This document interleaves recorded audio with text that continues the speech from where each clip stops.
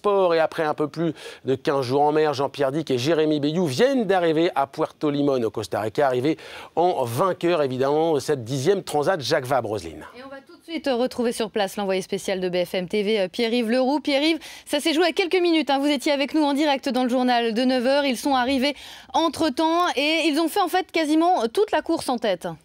Exactement, les sirènes ont hurlé juste après notre direct. Et le bateau a franchi la ligne effectivement il y a 7 minutes exactement. Et Virbac Paprec s'impose donc comme prévu et c'est effectivement un exploit parce qu'ils ont quasiment fait toute la course en tête depuis Le Havre pendant 16 jours. Ils ont pris une option au nord de l'Atlantique qui n'était pas celle de leurs concurrents qui sont plutôt passés un peu plus au sud et ça a été payant puisqu'ils ont réussi à maintenir la chasse derrière eux en permanence et ils vont se permettre d'avoir une dizaine d'heures d'avance sur leur premier concurrent, Hugo Thompson, qui va se retrouver ici dans une dizaine d'heures. Je me situe sur le ponton qui va accueillir ce bateau que j'aperçois là-bas dans la nuit. Je vois quelques petites lumières qui clignotent. Il va falloir une petite demi-heure pour qu'ils rejoignent ce ponton où se situe donc, comme je vous le disais tout à l'heure, quelques danseurs et danseuses et puis quelques locaux qui vont accueillir ici de façon festive les deux vainqueurs, le duo Jean-Pierre Dick et Jérémy Beyou. Alors justement, Pierre-Yves Leroux, quelle est l'ambiance? On le rappelle, il est un peu plus de 2 h du matin chez vous en ce moment. Et ouais, c'est un petit peu la frustration évidemment parce qu'on se dit que si ça avait été en plein jour, il y aurait eu beaucoup plus de monde.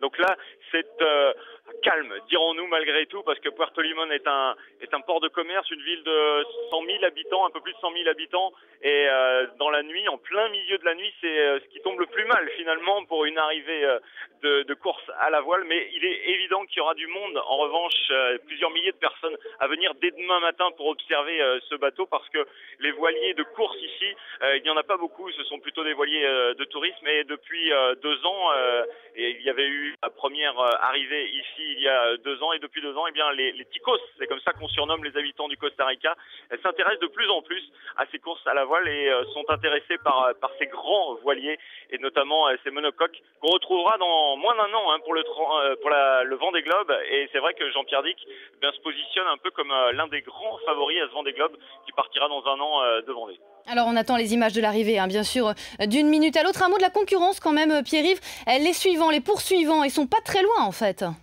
Non, le deuxième bateau se situe à une dizaine d'heures à peu près, et puis ils vont tous arriver dans les 24 heures qui vont suivre. Là, on parle de la catégorie IMOCA, les 60 pieds, les monocoques, qui sont ces bateaux qui font le tour du monde pour le Vendée Globe. Après, il y a 2 multicoques de 50 pieds, parce qu'il y a eu beaucoup de casses dans cette catégorie, qui arriveront un petit peu plus tard, sans doute dimanche. Et puis, beaucoup plus tard, cette fois, en milieu de semaine prochaine, début de semaine prochaine, les classes 40, qui sont des monocoques, mais plus petits, qui, eux, mettent un petit peu plus de temps, forcément, à franchir l'Atlantique. Merci beaucoup Pierre-Yves Leroux, l'envoyé spécial de BFM TV, donc à Puerto Limón au Costa Rica. On le rappelle, si vous nous rejoignez, la victoire de Virbac Paprec, c'est-à-dire de Jean-Pierre Dick et Jérémy Beyou dans cette Transat Jacques Vabre. Le temps 15 jours, 18 h 15 précisément.